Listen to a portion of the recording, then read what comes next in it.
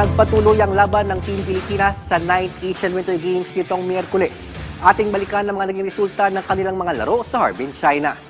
Kinapos sa inaasam na podium finish ang Philippine figure skating pair na sina Isabela Games at Alexander Corovin. Matapos na makakuha ng 55.63 sa short program noong Martes, nakapagtala naman sila Games at Corovin ng 99.99 sa free skating.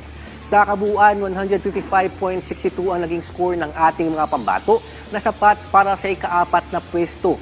Samantala, sumabak naman sa women's single skating program kahapon ang mga Filipina figure skaters na sina Sofia Frank at Kathleen Limketkay. Nakapagtala si Limketkay ng kabuuang score na 45.28 para maibulsang ika-10 pwesto, samantalang 43.55 naman ang nakuha ni Frank na kasalukuyang nasa 11th place.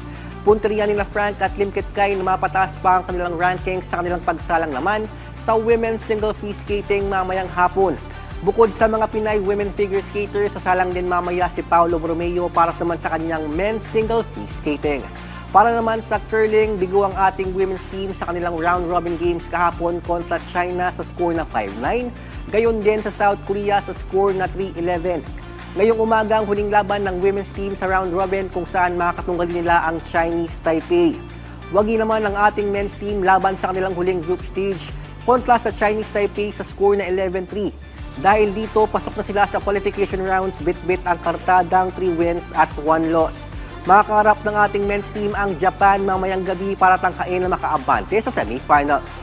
Sa freestyle skiing naman, nagtapos na rin ang kampanya ni Leitas Amihan Rabe kasunod ng kanyang 6th place finish sa Women's Free Ski Big Air.